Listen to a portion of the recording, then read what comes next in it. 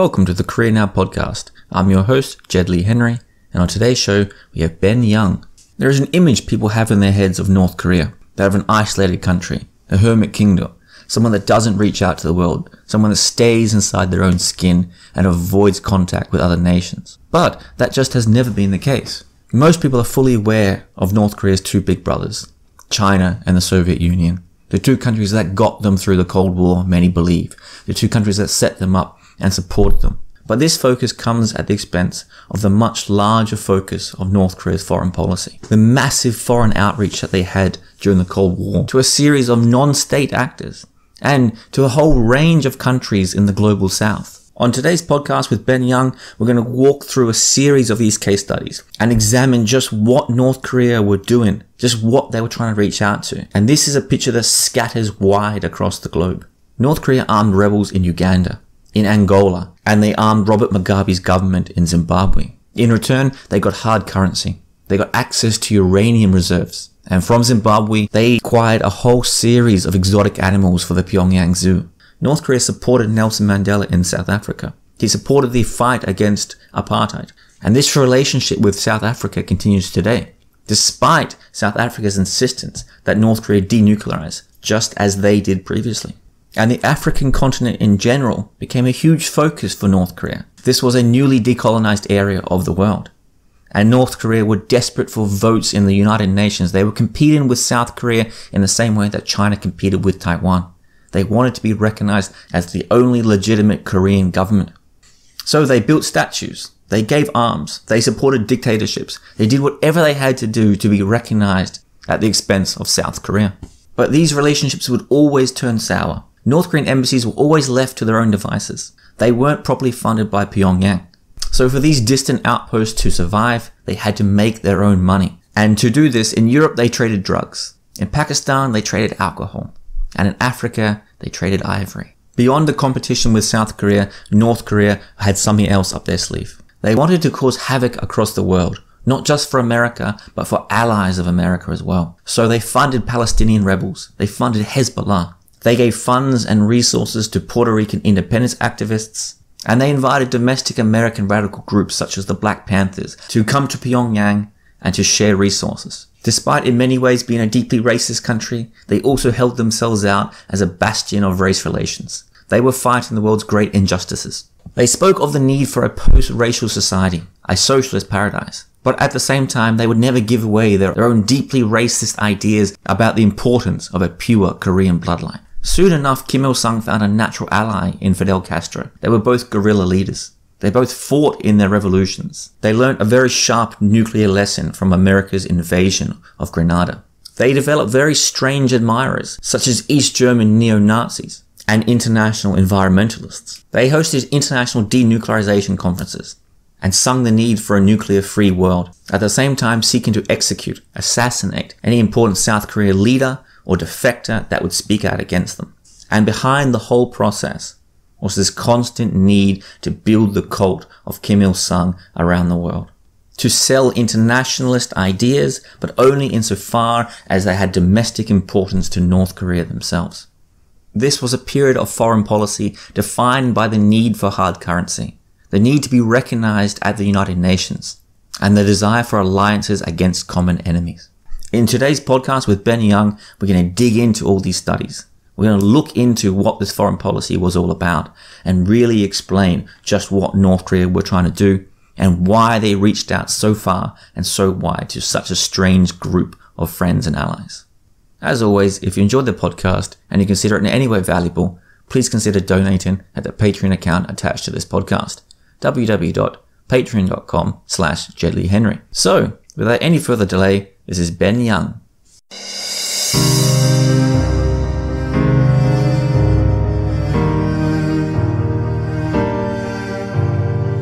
Ben Young, welcome to the Korea Now podcast. Thanks for having me, Jed. I really appreciate having this opportunity to talk to you.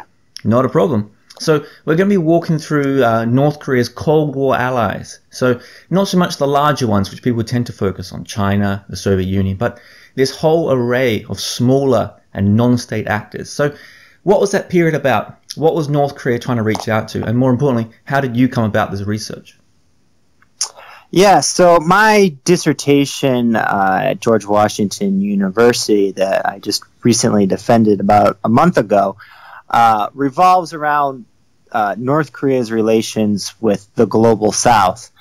So not with South Korea, but the global South, which covers Africa, Southern Asia, and Latin America.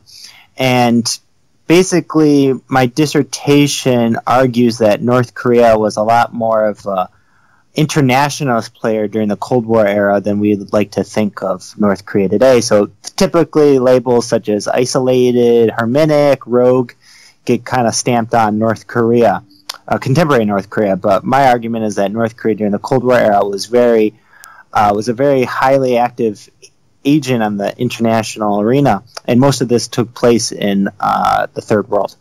So let's move on to Africa then. Let's jump into some of these case studies here. Sure.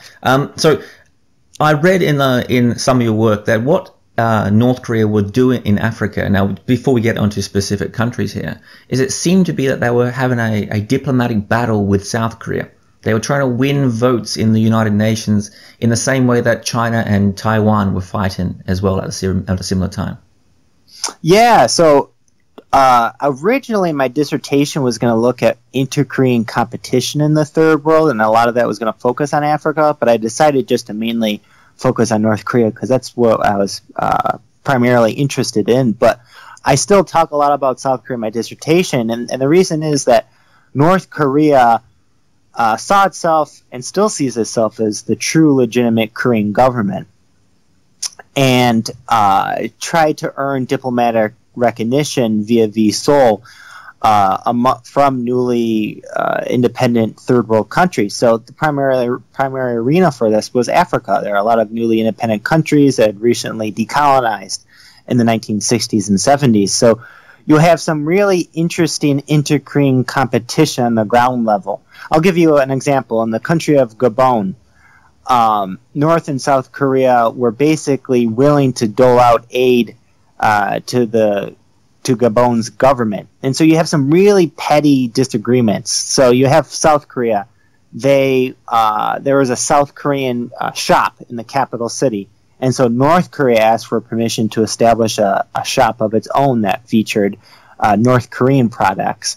And then you had North Korea trying to build a school for cadres in Gabon. And then they also actually built one of Africa's largest department stores in the capital city as well. So I like these kind of on the ground level North Korean developmental efforts in Africa, and it happened all around sub-Saharan Africa. It happened in Mali, it happened in Guinea, it happened in Uganda, Ethiopia. I just think it's really fascinating. It's not something you hear about much in the West, and I think there's this tendency that if North Korea does something in Africa or in the third world at large, it's because they want hard currency, and that's definitely true today, but it wasn't always like that. During the Cold War era, North Korea did a lot of these developmental efforts on its own dime. And I trace that to Kim Il-sung's kind of his internationalist approach, and the fact that Kim Il-sung was once an anti-colonial guerrilla fighter in the 1930s. He worked with the Chinese communists. After the Korean War, North Korea was greatly helped by the Soviet Union and Chinese reconstruction efforts. So Kim Il-sung knew the benefits of this socialist internationalist collective, not to mention that he was greatly assisted by Chinese volunteers during the Korean War. So I think there was this kind of taken aback by Pyongyang during the Cold War era, and the primary arena where they did this was in the Third World. So let's stay on Africa for a second there, and let's stay on Kim Il-sung. Because as you're saying, a lot of this outreach had this real practical purpose to it. But one of those purposes, and this still exists today, it can be seen with these Juche conferences where people often come to North Korea. And people observe that a lot of the nations coming into North Korea are from African countries. So you mentioned at one point that this Juche outreach, it was in some ways quite successful, but also in some ways it was a facade, that it was more about the exportation of Kim Il-sung's cult of personality than it was about Juche itself, which could resonate with a lot of African countries, things like self-reliance and deep nationalism. Yeah, so the internationalization of Juche, when I first started researching it, I was like, oh, North Korea wanted to really export its own ideology. But the more you read about the conferences and the more you read about the ideology itself, the more you realize it's really not an ideology. It's not a good developmental blueprint. Juche itself, it kind of changes and it's quite malleable. But no one really took these Juche conferences in the Third World seriously. There was a really interesting file I found in the South Korean diplomatic archives where there was a Juche conference in India. And there was kind of like an overview of this conference. And basically, one of these reports said there was an abundance of wine and women at the Juche conference, and delegates kept pronouncing Juche, the ideology, as juicy or like Gucci. So the people at these conferences, they were really there for the boozing and the women, and it seemed like it was really just it was for propaganda optics for the North Koreans. And I'm sure that there were dollar bills and checks being exchanged at these conferences. So I don't think there was a real effort being made by the North Koreans to disseminate this ideology for the sake of it being really absorbed in the Third World. They wanted it for the optics, and they wanted it to look at all the people reading Kim Il-sung's work. So they wanted it for the domestic space. They wanted to bring these images back to the home front and show North Koreans that your beloved leader is also adored by the world's peoples as well. So of course, I think that just due to the sheer isolation of the North Koreans and their surveillance state, I think North Koreans to some degree did think that their leader was widely respected and admired, especially amongst anti-colonial peoples. But the ideology itself never really took root in the Third World because it really wasn't an ideology. So you mentioned there that there was these lavish Juche parties, but when you tear back a little bit, it was quite the opposite. So inside some of these African embassies, they were effectively left to themselves. They were discarded. And when some of them complained and said we're underfunded, the response was things like, okay, then we'll bring you back home, which of course has some pretty nefarious undercurrents to it. So tell me about these embassies particularly these ones in Africa, and some of the things that were caught to do with the ivory trade and things like this. Yeah, so North Korean diplomats, I kind of argue in a humorous way that they're the most Juche of all North Koreans, and that's because they have to self-fund. Pyongyang doesn't give them a lot, if any, money. So they have to send back loyalty funds to the center. So they have to be creative. They have to be entrepreneurial. So there's a unique case in Zambia of the North Korean embassy there basically commandeering the embassy's bus and using it as a taxi for locals. But then you have more nefarious things going on in North Korean embassies in sub-Saharan Africa, where they traffic ivory and they smuggle rhino horns and they send it back to Vietnam and China. And this wasn't only happening in the Third World during the Cold War era. There's a very infamous case in the mid-1970s in Scandinavia when North Korean diplomats were smuggling counterfeit cigarettes and booze. And you would think that, these people would be reprimanded when they were deported and expelled from the host countries. But sometimes the North Korean government would actually upgrade these diplomats into senior positions in the Korean Workers' Party. So I think that illustrates that the Korean Workers' Party, the North Korean government at large, really encouraged these activities, and sometimes they were actually rewarded. Diplomats were rewarded for having done a good job. And I don't think that this kind of the notion of North Korea as a smuggling state, it's still around today, and I highly question why any developing country would host a North Korean embassy. What do you really have to gain from a North Korean diplomatic presence, especially after the recent assassination of Kim Jong-un's half-brother at the Malaysian airport? Yes, yes. So let's move up just a touch here. So we're talking about Zambia there. Let's move up to Zimbabwe for a second here. Now, ever since Robert Mugabe took power, there seemed to be a relationship building almost immediately in terms of military hardware moving in one direction. And in the same sense, North Korea, what they got back from Zimbabwe seemed to have been uranium, or at least access to uranium, and strangely, animals for the Pyongyang Zoo. Yeah, so the case of Zimbabwe is really fascinating, and I think to go back to the origins of the Zimbabwe-North Korean connection is that North Korea supplied weapons to Mugabe's group during the Rhodesian Bush War.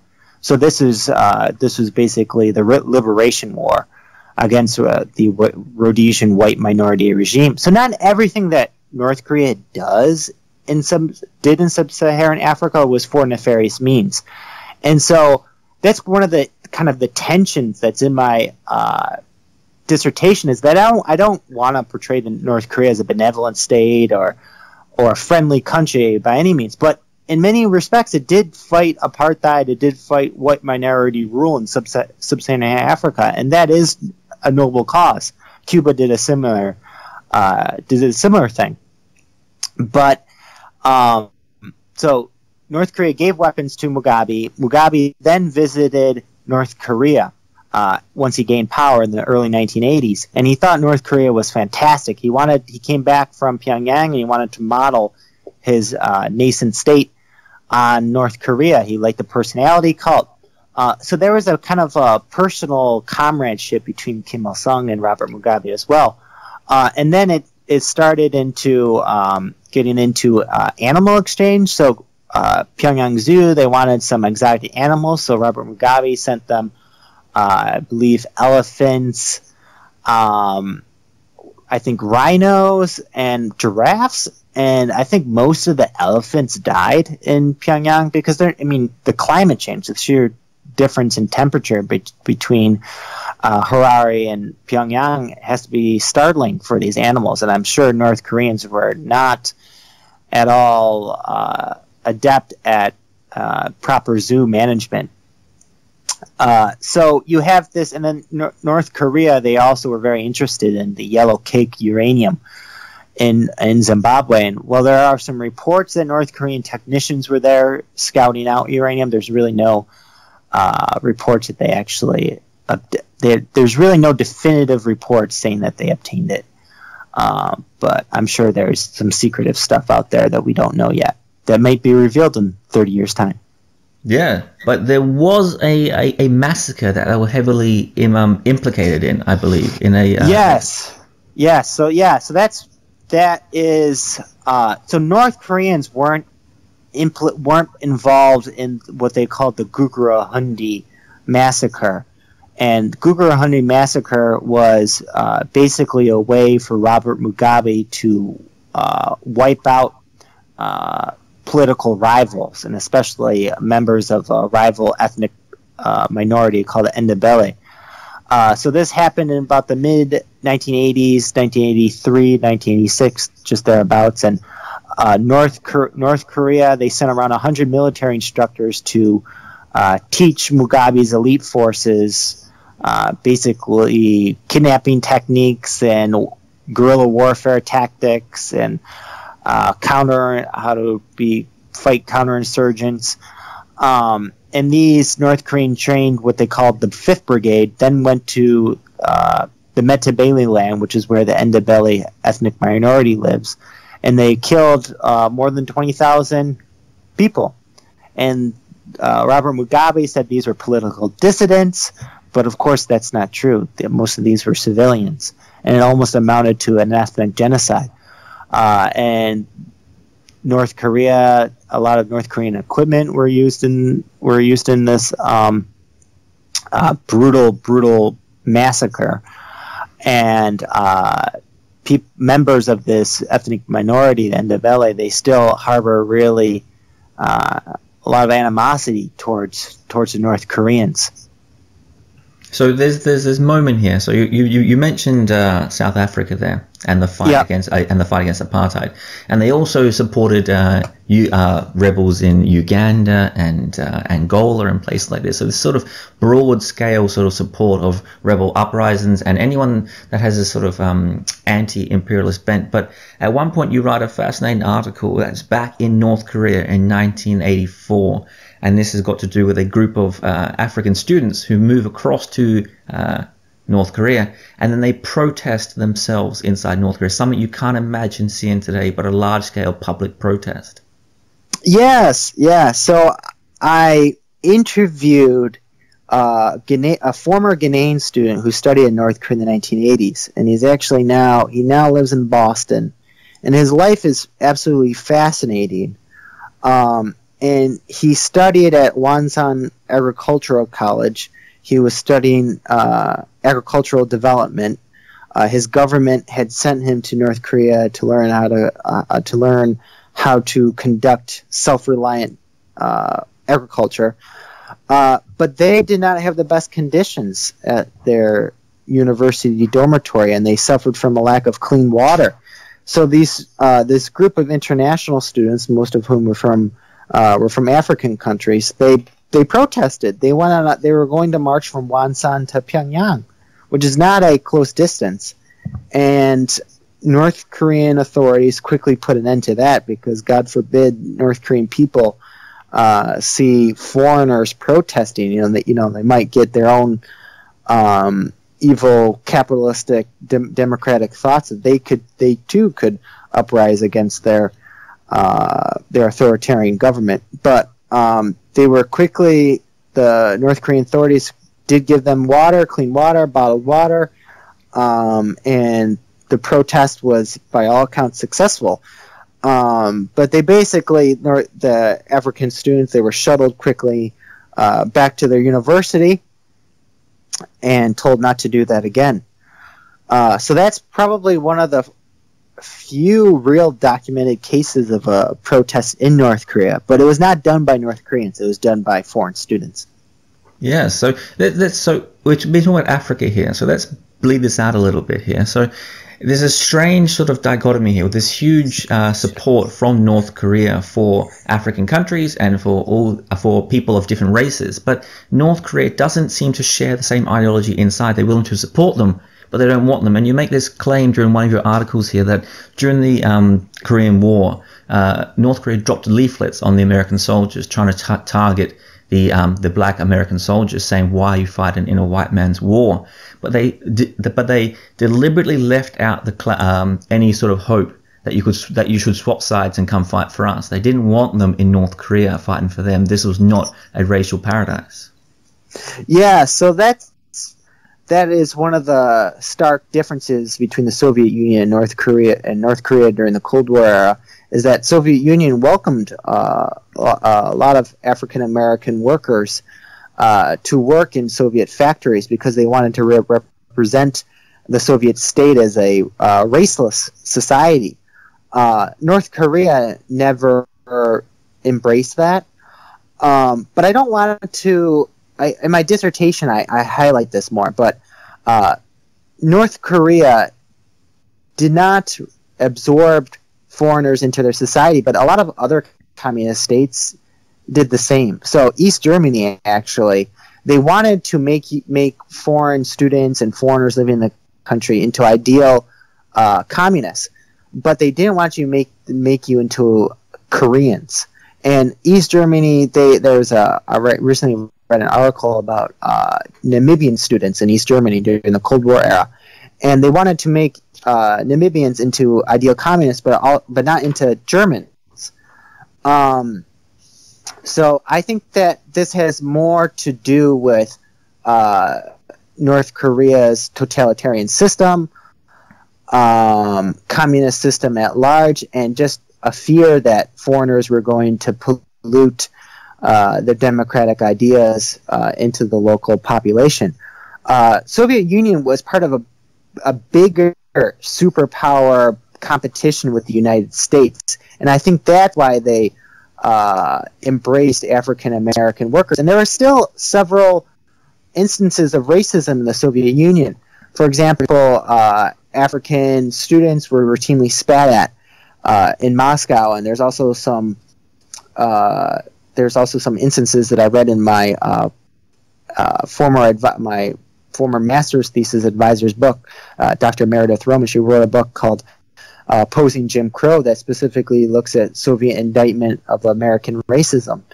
And she talks about how there were an African student on the Moscow subway. Somebody tried to rub the black off their skin because they thought they were unclean. So there was still this racism was rampant throughout the communist world, but I think a lot of it had to do with the sheer isolation of the domestic populations. And it's still largely rampant, I understand. I mean, there's this moment, of course, recently where Dennis Rodman keeps traveling back to North Korea, and of course he's all smiles and he's heavily welcomed by Kim Jong-un. But you mentioned at some point that there's this undercurrent inside North Korea that when North Koreans hear or see about this, they're not very impressed.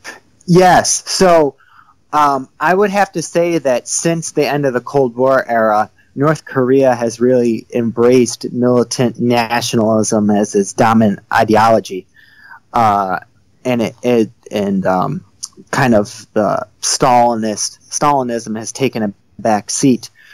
So yeah, I think this kind of this militant ultra nationalism and depiction of foreigners as ugly and dirty is much more in your face now. It used to not always be that way. So, so when Dennis Rodman came, I mean, could you imagine the average North Korean's view of Dennis Rodman? Even Americans think he looks strange. So there was a Daily NK article that basically interviewed an average North Korean and what did you think about Dennis Rodman? And they just thought that, he looked really ugly, and I think that the word they used was a goblin. Yes, I think it was Goblin, yeah. Yeah, so, and I mean, Dennis Rodman's nickname was the Worm, but I think the Rodman encounter with Kim Jong-un was, to me, direct evidence that Kim Jong-un has almost total control over the leadership there. The reason being that this idea of a counterculture figure going to North Korea, arguably one of the most conservative societies and tightly controlled societies. I mean, there's no way that a political advisor would tell Kim Jong-un, oh, you should definitely do this. This would be great for, our country. It made the country look even more out of touch. But that was Kim Jong-un's childhood star. That's who he looked up to. He loved the Chicago Bulls. So to me, that more than anything else, the Dennis Rodman affair was really evidence that Kim Jong-un was in control of that country, and there wasn't some sort of shadowy OGD controlling it. There wasn't a bunch of hardliners and softliners behind Kim Jong-un really pulling the strings.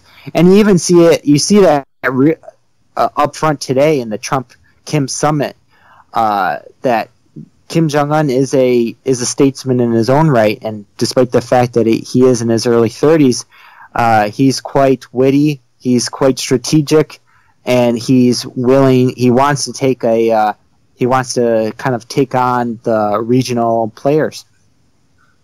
Yeah. So let's wind this back just a touch here. We will come back to North Korea in the present in just a second here. But you mentioned earlier about East Germany, as we're talking about race relations there. And there's a couple of fascinating relationships that North Korea brings with Germans at this time. So they have a strange link with effectively neo-Nazi Germans. So neo-Nazi Germans have this strange sort of appreciation for North Korean society. Yeah. So, yeah, you've done a good job of tying my articles. So, as you probably noticed, I have a kind of a fascination with North Korea's links, like abroad, whether it's with third world countries or non-state actors or radical groups. I just find it's very interesting to see how these different groups look at North Korea. It's kind of almost like a Rorschach test. You see in them what you want to see. And with German neo-Nazis, they saw in North Korea and most of the Nazis, I think what you're trying to really connect here is most of these neo-Nazis came from former East Germany. They came from the provinces that were formerly part of East Germany. So when the Berlin Wall collapsed and Germany was reunified, there was this moment in the early 1990s and mid-1990s when neo-Nazism and the far right in Germany was very powerful and gaining a lot of steam. And some of these Nazi factions, they thought North Korea was great. They thought it was ethnically pure, racially pure, socially conservative, but it still had a welfare state. And they thought that North Korea could be a model that they could later implement in Germany. And so you have, and North Korea, sometimes they establish links with these far-right groups, and I think it's honestly because they don't know some of the sinister motives behind these groups, and they are just willing to establish relations with groups, especially in the West, that they think are somewhat powerful, even though they mostly aren't. So I think sometimes North Korea's isolation, self-imposed isolation, really makes them ignorant to the outside world and some of the complex dynamics going on. So another side to that German relationship, and another strange relationship that they have, is German environmentalists. So for a long time, North Korea was the success story, the economic success story on the Korean Peninsula. But as South Korea began to overtake them, they began to change the way they sold themselves to the world. And one of the things they sold themselves was as a clean, green, untapped sort of eco space. And this really appealed to a series of German environmentalists. Yes. So, yeah, up until about the mid-1970s, North Korea was ahead of South Korea in most indicators of economic output. But after the 1970s, North Korea's international reputation and image really declined, and they kind of faced an identity crisis, and they didn't know how to regain the advanced standing on the Korean Peninsula. And so they kind of floundered about, and they thought that perhaps terroristic attacks could improve North Korea and cause chaos in the South. So they tried to kill South Korean President Chun Doo-hwan in 1983 in Burma. That backfired. And then they also tried to, where they blew up Korean Airlines flight in 1987, a year before the Seoul Olympics. But during this, in the 1980s, there were some German environmentalists who thought North Korea was ahead of its time because of its declining industrialization and economic base. North Korea was basically almost becoming not environmentalist, not by choice, but just by their sheer situation, their poor economic situation. So kind of in almost a paradoxical way, German environmentalists thought North Korea was great. So some German Greens, specifically Louis Rinzer, who actually ran for the German presidency sometime, I believe, in the 1980s, and Rudolf Barrow, who was a former East German dissident who defected to West Germany. They traveled to North Korea. Louis Rinzer was a personal friend of Kim Il-sung's, met with him some 40-odd times, and they kind of formed a friendship. And most of the basis of this friendship was formed over their love of socialism, and specifically what Rinzer deemed an eco-friendly type of socialism. I don't think Kim Il-sung ever really wanted eco-friendly socialism, but he was willing to take kudos from anybody he could speak to. So yeah, there was this kind of odd case in the 1980s when German Greens went to North Korea and saw it as a eco-socialist paradise. But this kind of goes to what I said before in my last question, that North Korea is a Rorschach test. You can see in it what you want, and you have to be careful about that. I think Kim Jong-il was the one was the one who said we wrap Chosun in fog, and so, I still think that. Yes, sure, go ahead. Okay, so I was just going to say, so on that idea that people can see in North Korea what they like, you write about a series of, I guess, radical movements in America in the 1960s and 1970s that found in North Korea exactly what they were looking for in many ways. So before we get to the Black Panthers, let's start on the first two groups, this the Puerto Rican independent activists and these white radical groups, because I, of course, as I'm reading the white radical groups that you go through here, you mentioned that one of the key founding members of one of the organizations was Noam Chomsky, and of course that jumps out at you as you read this. Yes, yeah. So I'll start with the Puerto Rican independence movement. So North Korea has always been a supporter of anti-colonial and anti-imperial movements, and they saw Puerto Rico as a colony of the United States. So of course they supported Puerto Rican independence.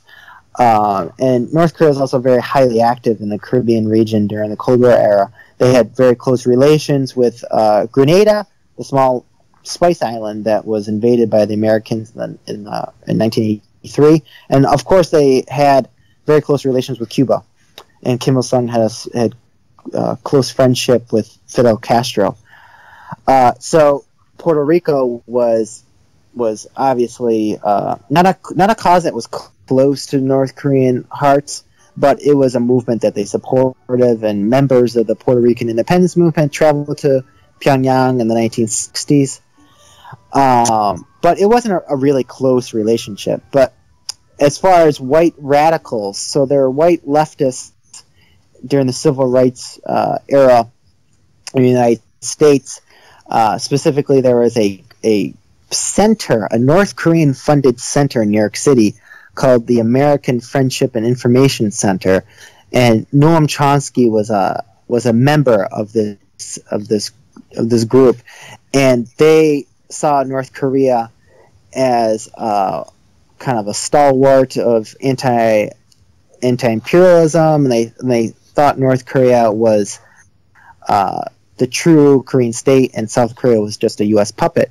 But back during the late 1960s, early 1970s, South Korea was a dictatorship.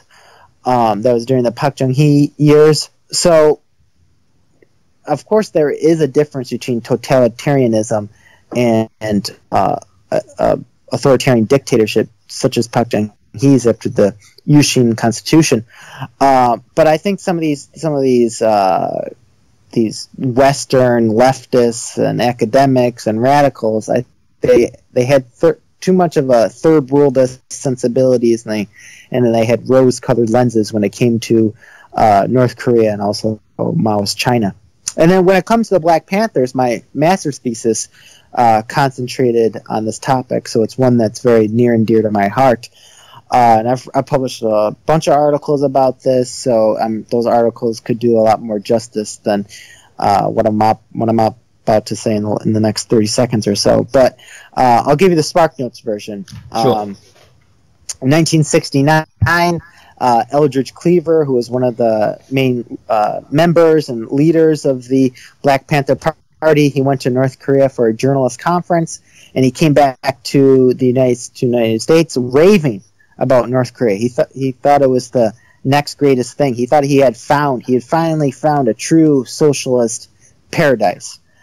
And this was during his, basically he was fleeing U.S. authorities. He had spent some time in Algeria, spent some time in Cuba, and he just wasn't satisfied with Cuba. And so he went to North Korea, and he went back in 1970, and his wife came with him, and she actually gave birth in Pyongyang. So, I wonder what that was like, giving birth in a North Korean hospital. I'm sure that was an interesting experience in its own right. But she gave birth in North Korea. He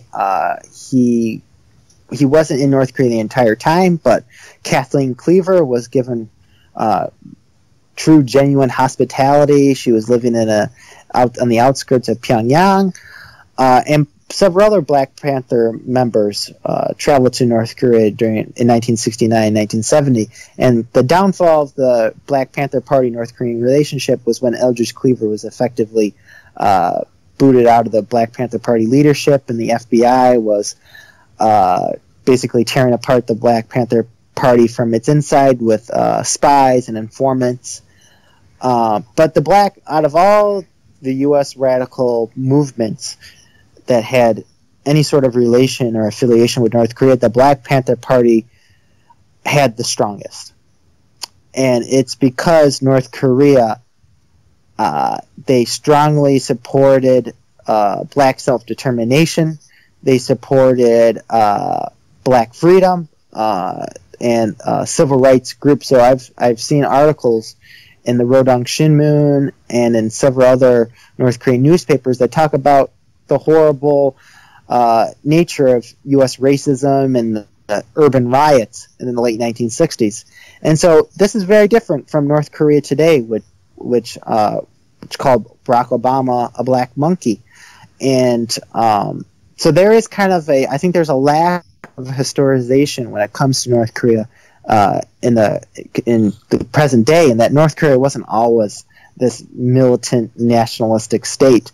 It had a degree of that, but it's been amplified since the end of the Cold War era.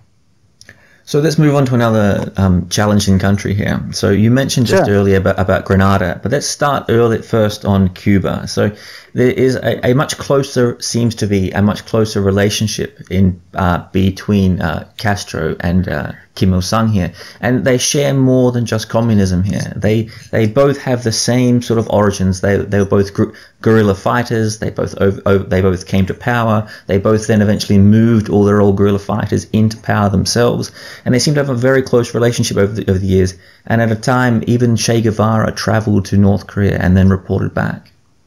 Yeah, so Cuba and North Korea have always had a close relationship. I read an article a couple of years ago by a Korea watcher, and he basically says, Cuba and North Korea, they're not similar states, and they've really never been that close. But I just don't, based on my research, I just don't think that's true. So Kim Il-sung, he learned a lot from the Cuban Missile Crisis, and he saw that he basically thought that Soviet Union had abandoned Cuba in its moment of crisis and conflict, and he thought that perhaps we need to develop our own military and our own defensive capabilities. So that was really a wake-up call for the North Korean government. But then you have some kind of lower-level cultural exchanges. There were North Koreans went to go help the Cuban government after the Bay of Pigs. Soldiers were sent over. You have North Korean farmers go to help cut down sugarcane in Cuba. You have Cuban workers going to North Korea to help on factories and do artistic exchanges and cultural exchanges. So there was despite being on opposite sides of the world, there was a genuine, I guess you could say, revolutionary reciprocity established between the two countries. They kind of saw each other in a similar spatial situation, both on the front lines of U.S. imperialism, one in South Korea with U.S. troops there, and Cuba only being 90 miles off the coast of Florida. So there was a true, genuine sense of revolutionary solidarity that was established between Fidel Castro and Kim Il-sung, and not to mention that Che Guevara visited North Korea in I believe 1960, so it was only a year after the Cuban Revolution of 1959, and Che Guevara, he went on a tour of all the Eastern Bloc countries, and he came back just raving about what he had seen in North Korea.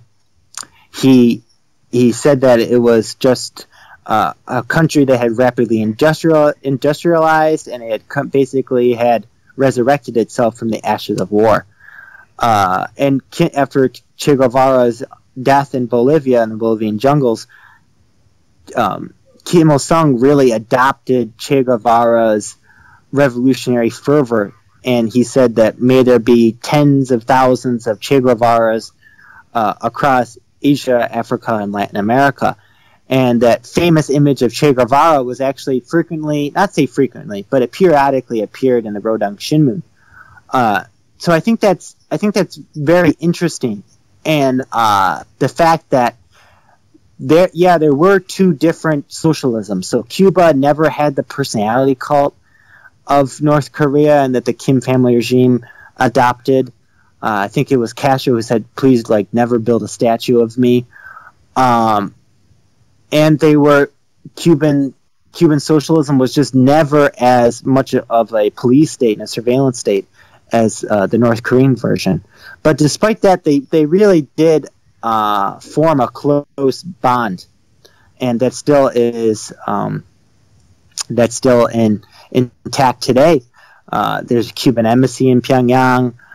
Cuba still ships and has military ties to North Korea. I think there was recently there was a ship that was going from Cuba to North Korea, and it was basically secretively packed underneath mounds of sugar were weapons. And it was basically discovered, I believe, in Panama, that this was going from Cuba to North Korea. So there are still close military ties between the two countries, and I don't think you can discount the history between Cuba and North Korea. So let's move on to another country, another small country. And you wrote an article quite recently about Grenada, and you make this claim during it that it is in fact the case that this small, of course, easily forgotten invasion of this tiny country was what sparked Kim Il-sung and the North Korean state to pursue nuclear weapons, at least with the vigor that they have been doing so. Sure, yeah. So I wrote an article that talks about the U.S. invasion of Grenada in 1983, and I said that it really kind of pushed North Korea into developing nuclear weapons because a small, non-threatening spice island in the Caribbean was overthrown by the U.S. and the U.S. government in a matter of weeks. And North Korea might have thought they were next on the list of leftist governments to overthrow. So that, when you write for a popular media outlet like the Washington Post, they kind of push you to really emphasize links. And so I don't want to just say, Grenada, the U.S. invasion of Grenada made North Korea develop nuclear weapons. I mean, it wasn't as simple as that, but it was a factor that I think went into North Korean leadership's worldview and philosophy that, hey, we really have to protect ourselves because the U.S. government even thinks this tiny spice island could be a threat in the Caribbean region. So you have the Rodang Shinmun continuously talking about the U.S. invasion of Grenada years after 1983, and I don't think that's just a coincidence. I think North Korea really pays attention to U.S. Invasions and military efforts abroad, so they were paying attention to the overthrow of Gaddafi in Libya. They definitely paid attention to the Iraq War and what happened to Saddam Hussein, and they've also paid attention to events that are not always so much in the Western psyche, such as Grenada, and also what happened to to leftist movements in Latin America at large. So, so that's really what my research on Grenada and North Korea relations highlights. And I'm having an article coming out in the Cross Currents Journal on this very topic, where I kind of expand upon my Washington Post article on Grenada and North Korea relations. And I think that's coming out this June. So I hope that readers and watchers will be able to look at that as well. Yeah, we'll keep our ears and eyes out for it. There's one point through in all this. So they're making all these strange and sort of hard to keep relationships across the world. And you make a claim at one point that, and it sounds like this through this interview, that what they're really looking for in the world is common enemies. So they make they become friends with people such as the IRA and indeed the Palestinian militants. And what they're really looking for here is just anyone who's willing to go out there and into the world and cause problems for America and American allies. Yeah. So North Korea kind of has this approach of the enemy of my enemy is my friend, and the chief. I think North Korea even says in its propaganda that its chief enemy is the United States, and they think that's covered under the U.S. umbrella is South Korea, which they regard as a U.S. colony, and also Israel. So they regard Israel as a U.S. Puppet state as well. And some of this can be traced to basic anti-Semitism. They think the U.S. foreign policy is dictated by Jews. And so they think that the Israeli lobby in Washington has a huge influence over U.S. foreign policy. So they've always supported anti-Israeli states and movements in Palestine and the Middle East at large. So they supported the PLO during the 1980s, and they still support Palestinian liberation today. They supported Egypt in the Yom Kippur War. They supported Bashar al-Assad's father, his dad Hafez al-Assad. They've supported Syria for a very long time. They support Iran, of course. So North Korea has been very active in the Middle East region, and some of this is due to anti-Israeli sentiment, but also military ties. North Korea gets a lot of money from Middle Eastern governments that kind of covet North Korea's military niches. So North Korea helped Hezbollah and Hamas build tunnels. North Korea is, I want to say world-renowned, but infamous for its tunnels under the DMZ. And so they've basically carved out a niche in the Middle East as helping these radical groups basically burrow tunnels in their relative zones. So I think that there is certainly a degree of the enemy of my enemy is my friend when it comes to North Korean foreign policy making. So as we move towards more current events, I think there's a very good segue here. So in 1986, North Korea holds, this is going to sound quite surprising to many people, they hold a 3-day conference in Pyongyang on, and I quote here, the Pyongyang International Conference for Denuclearization and Peace on the Korean Peninsula. And what they did was they invited all these countries around the world, and they effectively held a 3-day long denuclearization summit. Well, they're just calling for the nations of the world to unilaterally disarm and give away nuclear weapons for the harm that it comes here. And you make a claim here that this is a good example of what Brian Myers sometimes talks about, of the different tracks of North Korean propaganda, that this was a statement for us and not a statement for North Koreans. Yeah, so one of the hardest parts about being a North Korea watcher is that you have an expertise, and you pay attention to a country that is by all accounts opaque, but that doesn't mean that you know everything about what's going on in the country. But you kind of have to kind of look at the tea leaves, and one of the main tea leaves is the state-run media.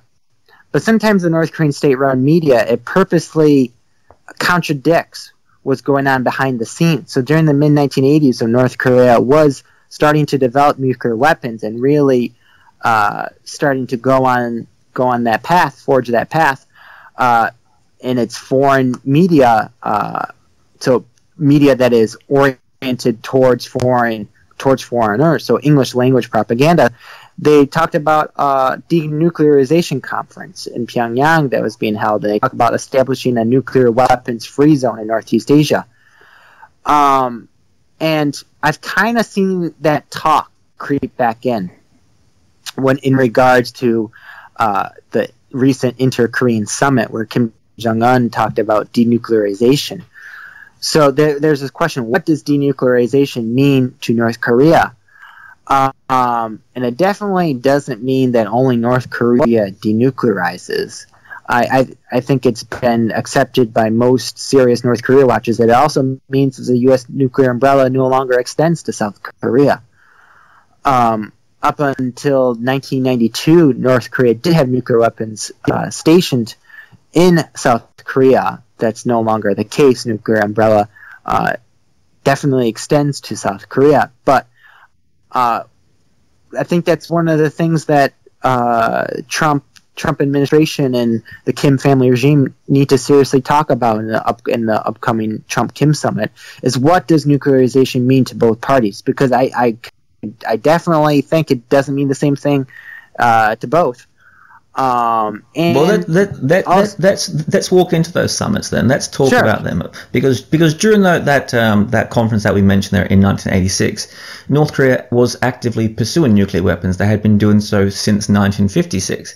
So let's go to the first summit, the summit that people don't talk about, and the one that's just come in the news from because of the second one last night. The first meeting with China. So your work is on these foreign diplomatic reach out efforts. So what do you make of that first summit with China, and of course the summit last night?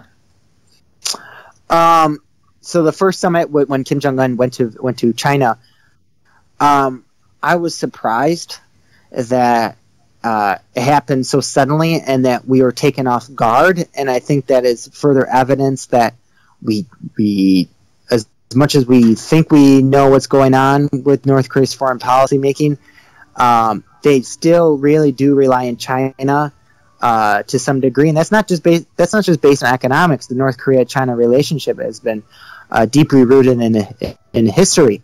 Mao Zedong's son died during the Korean War.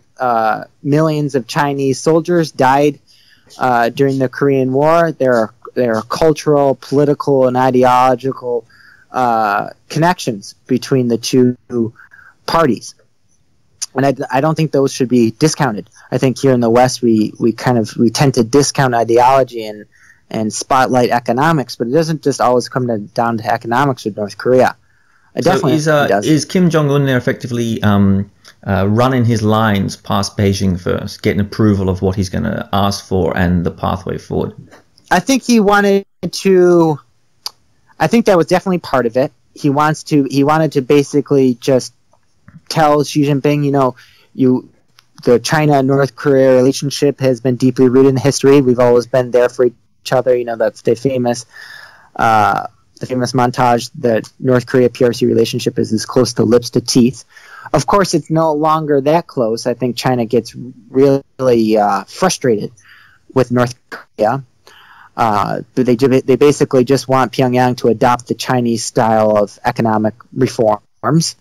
North Korea isn't willing to do that. But there's also been a recent change in China's relations towards North Korea, and that is it has effectively carried out some of the sanctions. And Dandong, the bridge between China and North Korea, is no longer as active as it was during the Obama age.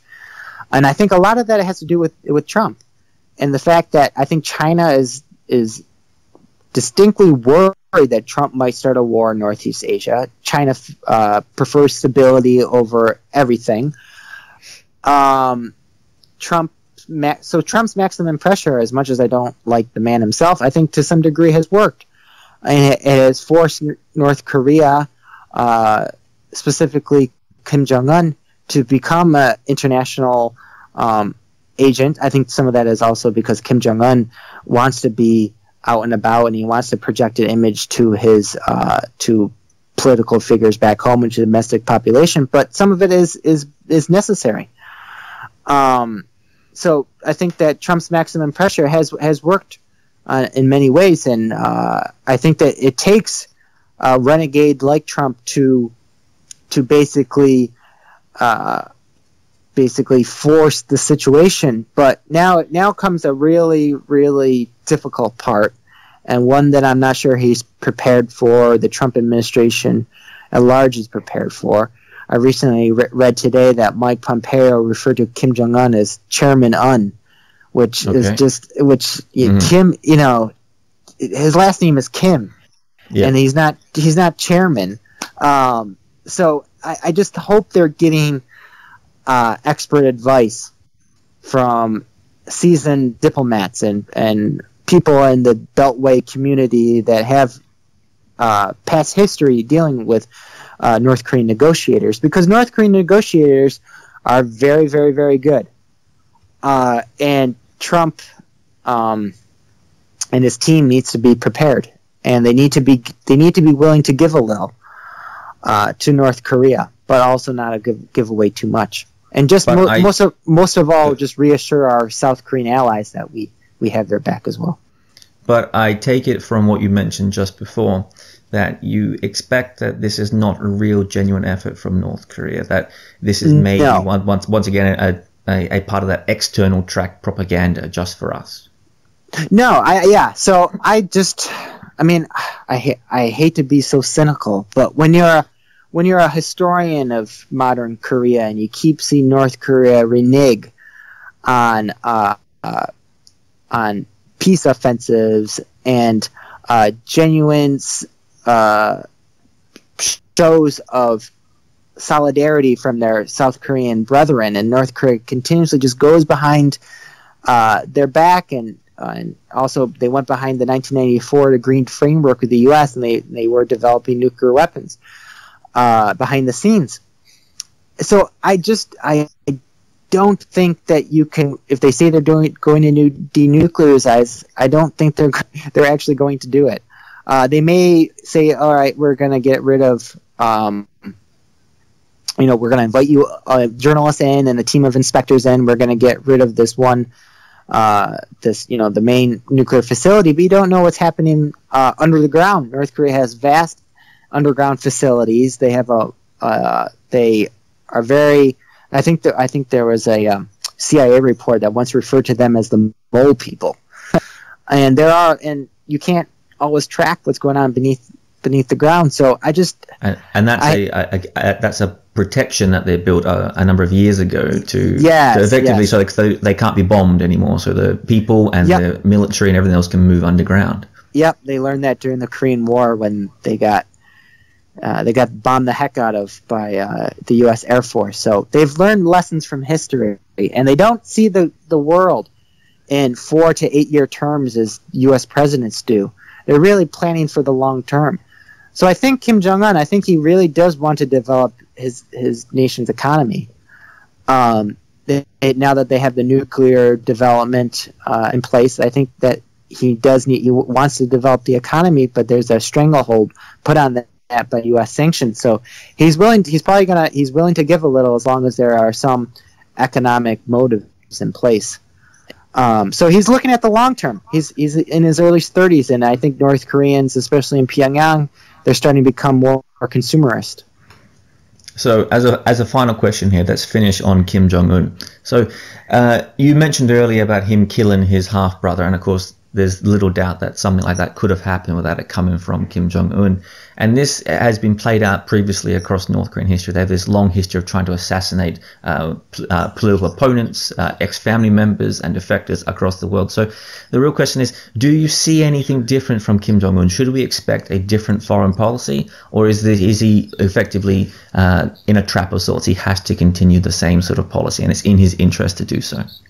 I think Kim Jong-un is a lot like his grandfather. They have similar charismatic styles. They're both out and about in the public space. Kim Jong-il is much more of a recluse.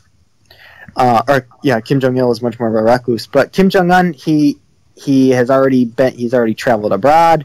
He's traveled to China. I guess you could say he's traveled to South Korea. And now he's going to probably meet with the U.S. president. And so there is kind of a youthful, charismatic style that Kim Jong-un is projecting right now.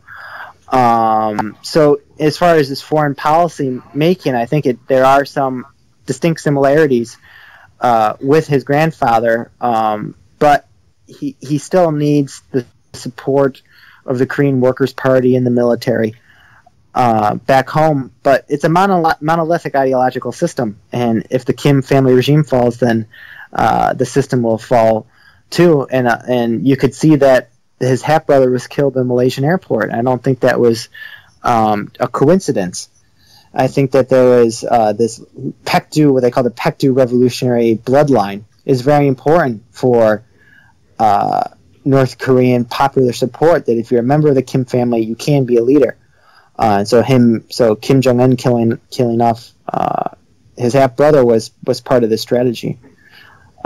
So I hope I answered your last question. Yeah, you did. So I jumped around an awful lot there, but I have to say to the listeners that I left a lot out. So if you are interested, go in there and read, because I had to leave out a lot of different case studies there just to get through it all in time. But Ben Young, that was absolutely fantastic. I really enjoyed it. Thanks for coming on the Korea Now podcast. Oh, thank you, Jed. I really appreciate you having me on your podcast, and I've recently come to really love podcasts. When I go out running or walking, I always listen to Korean themed podcasts, and this is one of my favorites. So I really appreciate you having me on. Great. Hope to get you back in the future at some point. Okay, sounds good.